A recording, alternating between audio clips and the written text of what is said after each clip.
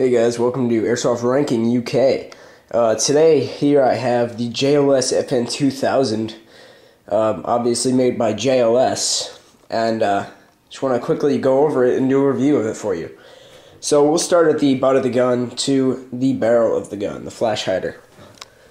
Alright, now when you start at the back of the gun, you're going to see that it's a rubber butt plate that's very, it's got a nice texture to it, and it's very thick rubber, as you can see here, very thick. Now in the butt of the gun is where you hold your battery. It's where the battery compartment is. That's what the shape of the butt is. Nice textured layer there. Now if you take this off, I just don't want this to slide off my leg and smash, that reveals the battery compartment. Now this battery, this holds a 8.4 volt, 1200 mAh battery. That's the one I'm using. It came with a 1100 mAh battery, but I like Intellect batteries, so I bought one of those. Now it fits in there nice and snug. It's got this little shape here for the battery compartment. It fits really well. And it's pretty simple to put back on. It's easy to take off and put on. Just try and do this with one hand here. Yeah, that seems to work pretty well. Alright. Now, just put that back down. Now, as you move up the gun, the stock of the gun, you'll obviously know that the design is a bullpup design, which means all of the gears and the main, basically the entire system is in the butt of the gun. And a lot of guns like the AUG and the FAMAS have the bullpup design. Now back here you have this sling point. I don't really like it because it's hard to get the sling under there and hook it on, and it scratches easily, and I don't really use that. Here's another sling point, but I wouldn't use that one either. I would use this one out of the two of these because this is plastic and could snap off. Now up top here you have this textured matte black, and down here you have this smooth matte black. As you move down the gun, you see here that you have the magazine. It comes with a 300 round metal high cap, as you can see winding on the bottom. It looks just like the classic Army high cap. Just take that out for you. You press this button, hold this. Oh, sorry, it's hard to do with one hand. Hold this and then pull out. There's the high cap. Standard high cap. Nice markings, like weld markings. And that works quite well. You cannot put mid caps in this gun. It does not work with mid caps or low caps. There's a piece on the mid cap and low cap that just doesn't fit in the gun, so it's only high caps for this gun. Flanker Tanker has a video on how you can put mid caps in the gun. Up top here you see that you have this flap here. Just show you from this angle. Now if you open this, it reveals your hop up. That wheel right there is your hop up. That right here, that's your hop up. It also reveals the barrel of your gun, the gear, etc. You know, all that stuff. Just close that. Easy accessibility. As you continue to move up, you see this button right here. If you press this down, the entire, see where this line is? This, going all the way up the gun, slides off, revealing the inner barrel and the connection to the hop up. On top here, just go back to this view. You have your iron sight. There you go. You see it's a pretty basic iron sight, and then you have a flip-up iron sight, which does work pretty well, but it's not the greatest iron sight ever. On the side, you also have these sights on the side. If you have like a mask on, a paintball mask, and you can't see very well. So continuing to move down, you have your trigger, which this is a weird trigger system.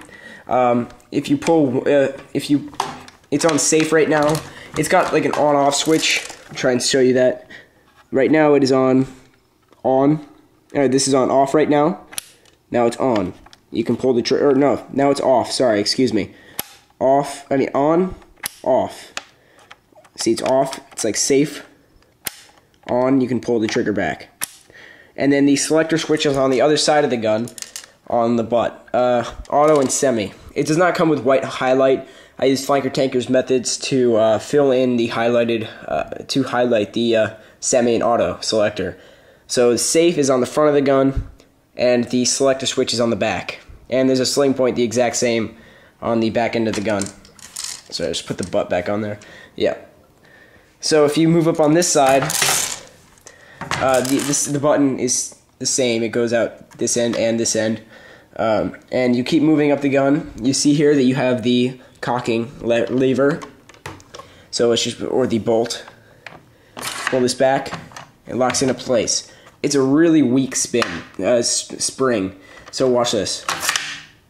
It barely goes back into place. No resistance. Barely. Not strong. And if you hold it like this, let's say you pull it down, it doesn't even make it up all the way. You have to push it up. On the top here you have a rail. You have a pretty long rail for scope. The rail is very thin though. You can't put most scopes or red dots on this rail. It's really thin. Most of them just shake around. You have to either buy a rail extension or you have to find a scope that fits well enough. If you move up, you see this design, which is really cool. It's sort of like the P90 design, where it's curved, feels really good in the hand, it really does. And it's really comfortable to put in your hand. A thumb hole right here. It's really, really comfortable to hold. As you move up, you see this the barrel. This is not a black flash hider. I painted it black with some Krylon paint, and it hasn't scratched so far. It looks really good though. Metal barrel. On the British version, this is a US version. I bought this when I was in the US. On the British version, back here, it screws off back here, and also the flash hider screws off, and I think this piece screws off. On the American version, none of this screws off. Not one bit of it. Not even the flash hider. It's glued on. So most Americans don't like that, and the British one, you can make it shorter for CQB. Now this gun is my CQB gun. It works really well. It's quite short. It's about 3/4 of the carbine, M15A4 tactical carbine, and it shoots fairly fast for the price. It was $140 off of Airsplat.com. Came with the battery and the magazine. It was for the price, it's really good. It's all ABS plastic except for the barrel. It looks really nice. It's a Sam Fisher gun practically from Hitman, and it looks not Hitman, excuse me, Splinter Cell, but it looks really good, and it shoots at a rate of fire about, I'd say, 600 rounds per minute. Not that fast, but for an 8.4 volt 1200, that's fairly fast. Shoots 370 FPS out of the box. It's really good. For England, the FPS rate is 325, the limit, so I had to cut the spring a bit, and now it only shoots about 320, 315. But overall, I highly recommend this gun. I also give this gun a 9 out of 10 because of the price and what you get for that price. So thanks for watching Airsoft Rankings UK. Please watch again, rate, comment, subscribe if you like what you see. This is Mike.